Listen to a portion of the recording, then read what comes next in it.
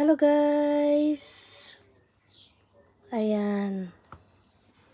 Update lang po sa aking mga pichay. So, kuha na nito siya guys kanang second batch nga pitsay. So, wala ko magtanom og kinadaghanan kay ngano. Dili siya maatulog kaon. Although manghatag man sad ko pero lately man god is busy kaayo ko sa tanan bagay-bagay. So, kuha na ni siya guys. I think mag 4 weeks. So, second batch na nina ako nga pichay. So, gitanom lang nako siya sa pot. Gitanom lang nako siya sa pot kay para alaga. So, limpyo kay siya nga pagkatubo. Wala kay siya kuan. So, this weekend mag-fishing ko para makasabaw. So, ako ra may mukaog isda so usa ka ingani ba, usa ka punuan, usa ka lutuan kay ako ra may mukaon. So, ang mga kamatis guys, kuha na siya ang second batch. Medyo gagmay pa kaya pero pwede na siyang itanom. Lami kay siya nga tubo karon dis. So, napata guys, napata dari. Kini siya, lain pud ni siya nga variety sa kamatis. Medyo lami ang yang tubo karon. So daghan pa na siya guys, daghan. To. So wala pa ko na human og ripat, daghan pa kay ripaton. So kini mo ni siya ang third batch. Mo ni siya ang first. Tapos ang second. Tapos ang third. So napa siya daghan dari. So coming pa na siya. So kini siya guys, talong ni siya. So mga pichay pod.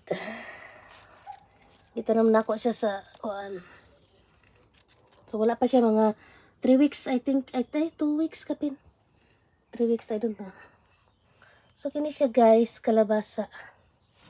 So magkuan ako tanom na ko tanan sa gawas. Dagadagan ba po ni siya. So naglibog ko ani gas rin ako ibutang. So napa siya uban kamatis. Kini siya guys, bakulitis ni siya. Lami kini siya isagol sa isda sa baw. Naghan pa ko kamatis. Nani ko na. Talbos. Mga beans. Bagyo beans. So, mo ni siya guys, ang uban akong mga chilis. Daghan-daghan, oy. Kuan ba ni siya ka ng mga silispada. Silispada. So, daghan. Ibutang ni siya ko sa, ikuan na lipat. So, usa ka ingani, usa ka baldi. So, tanawa pila ni siya kabuk guys. Tapos naapa siya dito. Naapa siya sa gawas. Wala pa na ako maatulog ripat. Kani siyang ripat ugma. So guys, lagmi kay mga tubo ako mga dahlia. So kini siya guys, itanom na nako siya. Itanom na nako ni siya kuan. Ugma. This weekend. Lagmi kay siya tubo. Lagmi kini siya mga flowers. Mana siya mga flowers nako ano kuan. Lagmi kay siya tubo guys. Oh my god.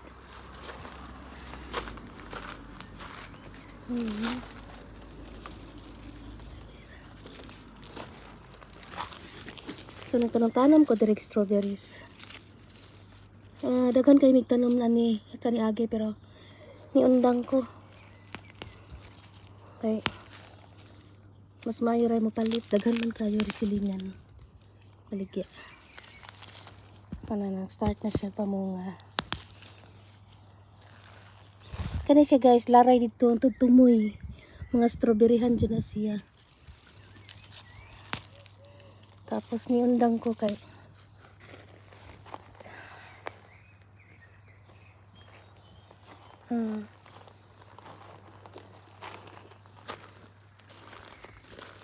ang mga berries. Mahal din nga berries.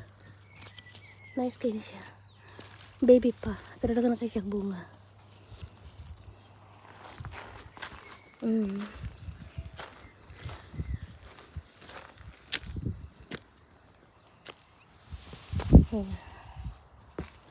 Bukas iripat na ni siya tanan ugma.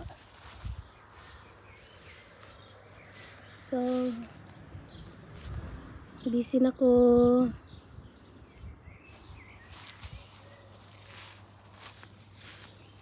Magkano ko mamagat ko grass. Yung lapas naman is daan na.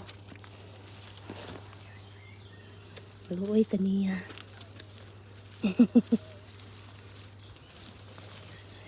So guys, bukas magtanim na ako ng lahat nung nasa greenhouse itatanim ko na dito, doon, tsaka dito. Dito talaga mga flowers. Tapos kasi sa gilid yan eh.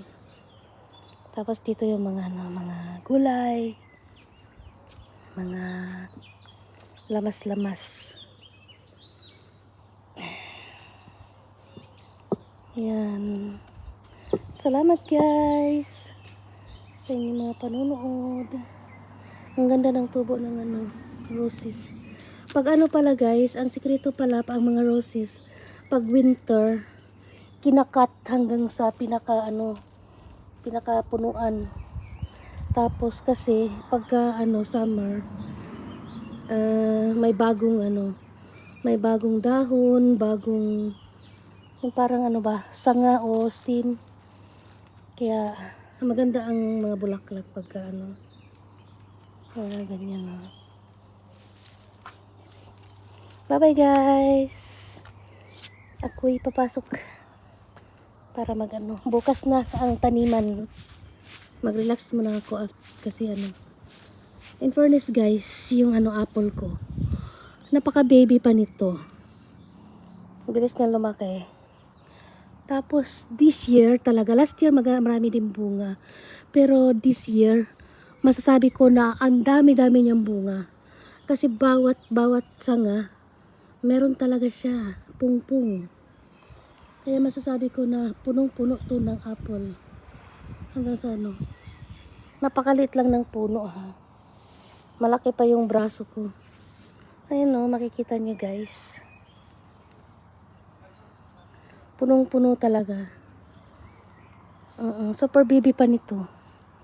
Bagong tanim lang to eh. Bilis niya lumaki. Siguro 3 years. Ito tingnan mo. Mas maliit pa siya na puno. Pero ito yung bunga niya. Masasabi ko talaga na ang ganda. Ang ganda ng ang ganda ng apple this year. Kasi tingnan mo kalit-liit na stem. Pero tingnan mo yung bunga. Hindi ko alam kung kakayanin niya pagka mga apple lumaki na. Siguro magkaganunan to. Kasi malalaking malalaking yung parang parang apple Fuji. Yun yung so tawag doon. Pag ganun yung niya, pero hindi ko alam kung tawag doon. Pagka lumalaki na yung mga apple, kung kakayanin ba niya. Sobrang dami talaga. Alam mo yung sikreto ko nito guys, lang. Yung once a week, nung una once a week, isang balde ng tubig. Didiligan ko muna siya ng normal na tubig. Tapos yung parang himagas lang yung lagyan ko ng isang kutsaritang bitsin yung tubig, ibabad ko overnight. Tapos ididilig ko siya, pero sa gabi ko siya ididilig. Para para malamig yung paligid habang nag-a-absorb yung roots niya ng yung tubig na may bitsin. Kasi ito lang talaga sikreto ko guys, mga apple ko, yan, biglang lumaki. Super baby pa ito na nakaraan. Makikita niyo mga yung mga upload ko na about sa Apple. Ayan, makikita nyo, super liit pala yan. Okay, bye bye guys! Papasok na ako ha.